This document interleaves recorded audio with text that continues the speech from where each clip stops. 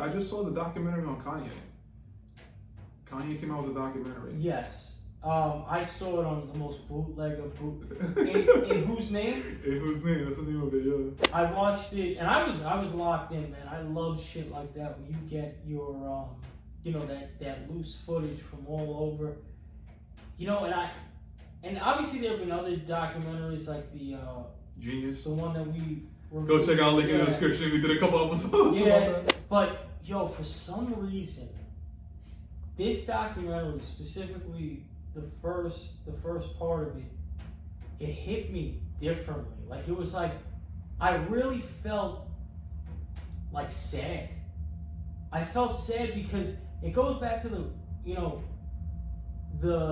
we always talked about in terms of who defined like our era growing up. And so when you're seeing these clips, you remember the VMAs. It opens up with that runway performance. You remember that era in time. That was huge. Kanye was the biggest thing on earth, and that was always a brand that we trusted. If Kanye's name was on something, you know there's a fucking 9 out of 10 chance that it's gonna be quality.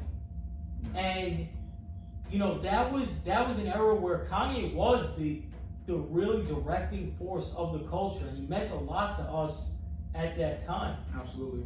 And you know, to kind of see where we are now and with him and really how far off the deep end he's gone, like and you know, whether he weaponizes it or not, but this is a man who's truly lost his mind. And you could debate as to why it could have been, you know, kind of the you know, off the back of losing his mother and everything that happened from there. But to me, it seems like the turn really happened when he started around the Yeezus time, when he started to make his route into the fashion industry. You see, what's so interesting to me about that, just the whole Ye conversation. Yes, I understand why people say that he went crazy and he lost his mind. But at the same time, the feeling I get is he needed to act that way because he felt that he was such an important person, not even for the time, but he's such an important person for like civilization. Mm-hmm. So I understand why he acted the way that he acted. And in the documentary, you saw the whole thing? Yep. So in the whole documentary, the whole documentary is him talking about like, no one's going to censor me. Nobody's going to stop what I want to say or want to think because I'm one of the more innovative minds of our time and of the history of the planet. And then you see him go into these, dude, I was so overwhelmed. One of the biggest takeaways I had, I was so overwhelmed at how much shit he wanted to do. Yeah. You got the Uganda. He's meeting with architects to build a community and building buildings in a specific shape. Mm-hmm. You got him running for president. You got him dealing with Kim. You got him dealing with the partnership with Gap. You got him dealing with the runway fashion show in Paris where he wore the White Lives Matter shirt. You got him talking about the documentary showed him about the Donda era, the first album and the second album. And I want to see more about that Donda era because I know yeah, there's me more too. to it. But dude, there was so many things that he was trying to do. Yeah. And again, it brings me back to I kind of understand because the way his brain works was that he can't focus on one thing. But if he focused on one thing, he could have made it into wonders. Yeah. But he couldn't because roadblocks. Because he had so many ideas for so many things, and he was like so sporadic that he couldn't focus on one thing. And I honestly, like, the only big takeaway that I had from it is that I was so overwhelmed at just like how much shit I was seeing from him. Something else was that, like, do you remember seeing the scenes of like how he's literally talking to someone and literally out of fucking nowhere he starts screaming at them? So talk to me. There we go. So when I say that I believe him to really have gone off the deep end mentally, it's, even though I mentioned the era of him really rerouting into the fashion industry, I can understand how on a public platform and you're trying to establish, you know, your worth to everyone else so that they can understand it like you do, how important you are to the culture. I can even understand it in the capacity of when you see him talking to the Gap employees in France, and he's like, I'm not dying like Virgil. I'm here to stay. He has those, the moments that were telling to me. There was a moment where, and I believe it was when he was in Uganda, and his cousin is there, and Kim is there, and she says not to mention, I believe it was Trump's name, or a president's name, and he just, you can't tell, and this is his cousin, there's no reason why any sane human being is behaving like that. And then, even with the instance with Kris Jenner, which, I mean, the woman definitely deserves to get screened. I really think that that's the embodiment of evil. But the fact that he went from 0 to 60 without any indication, those are the telltale signs for me. Because that's a personal level. He's not doing that for fucking, you know, the public. Even though his cameraman's always there, he's not doing that for public consumption. These are real life interactions that are happening, you know, with, at that time, his mother-in-law and then his cousin. So those are the things that tell me that the pressure from all the ideas and all the things you're trying to do have broken you. And that's why I start to get sad, because I see that. I was super surprised at some of the things that we saw in documentaries, like those two scenes where he's talking to Kris Jenner and he's talking to his cousin, and he goes from 0 to 1,000. I was super surprised that we saw that. And yeah, man, it's so hard to, like, I'm still processing how I feel about that documentary.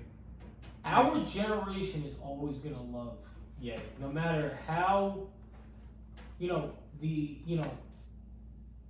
negative things that he may say, or even, he's not necessarily my favorite person or anything, but his contributions to what he did to music in our formative years as people who music matters a lot to, can never be denied. His influence on the way we dress, 100%. His influence on music, the way we dress, everything. He was.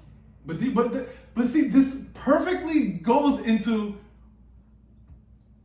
why he thinks about himself. He should think that way. He should, absolutely. He's the last overall cultural icon we had in hip hop. Cultural icon, meaning you see this guy, I want to dress like him. I love his music. I want to talk like him. I want to everything. Drake is huge. Who wants to fucking dress like Drake? No, definitely not. Who wants to behave like Drake? It's not a knock on him. He just doesn't have that. He just does. That's the last cultural icon. This guy was important in multiple facets. There hasn't been one of those who checked off all cylinders since Kanye. 100%. And he deserves to feel the way he feels. He deserves the accolades. He deserves the acknowledgement. But it just, there's always something to talk about, to round it back all the way, how on a far less scale I said that I live in this perpetual cycle where every bar I set, I get there and I want. He's that times fucking 70,000. He's that from I have platinum albums to I want to build schools and a village in Uganda for all of us to live. And he had the resources to do it. He messed it up. And who knows where it goes? Like guys like that, you see them eventually make their way back if they don't, perish. But and I was gonna say is like we actually haven't literally up until earlier today. I don't know if you saw, but he actually posted something on X. He's doing he announced a show in South Africa, concert. I don't know if it's a residency or if it's a one-time show. But what I was going to say prior to seeing that post earlier today was that we haven't really heard a lot from Kanye. The last thing that I think I remember seeing about him prior to earlier today in that post about South Africa was that he appeared with his girlfriend at some red carpet for some award show in the summer, like in the beginning of summer, and his girlfriend was basically like half naked. His girlfriend is baddie, but his girlfriend was like half naked. And him and his girlfriend showed up at the red carpet and they didn't even attend the award show. They just started all this hoopla on the internet and then they left. That was the last thing that I think I remember hearing about him. But going back to the documentary, I didn't even mention about all these different phases that they showed in the documentary. I didn't even mention the whole Trump phase. They talk about that, about his love for Trump and all that. They talk about his performance when he had with SNL. There's so many things that they show you that this guy was like, there was a moment associated with him, and it was something about his wrongdoing. And dude, I'm just so overwhelmed, bro. I kind of don't know how to think about it anymore. Yeah. But it was a good documentary. It was a good documentary. I was definitely locked in. But like I said, I get, because, and that's, you know, all things considered, that's why, like, I don't take any joy in the Drake fall off. Drake is another artist that was very important to our generation and made the soundtrack to, you know, my early 20s, my college years, like, very important artist. So when you see someone like a Kanye West and you see those moments specifically, like it starts off with that dark, twisted fantasy era, which everything about that, talk about like kind of everything landed kind of perfectly. That, you know, that was such a fucking moment. That was so, and then, you know, obviously you still get quality from him because I think JEEN-YUHS was after, we watched the Throne was after, and then JEEN-YUHS was his first solo.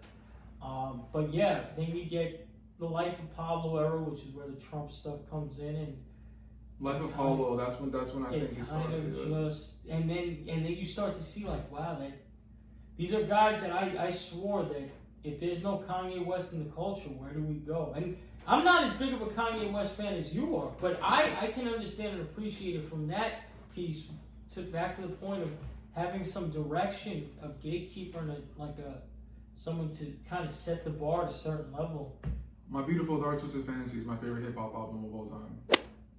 Cudi definitely has a conversation for Man on the Moon 1, but my Beautiful Dark Twisted Fantasy is my favorite. Yeah. How about Kim? How about Kim K? I like the fact that she went back to natural. It's good. Oh god.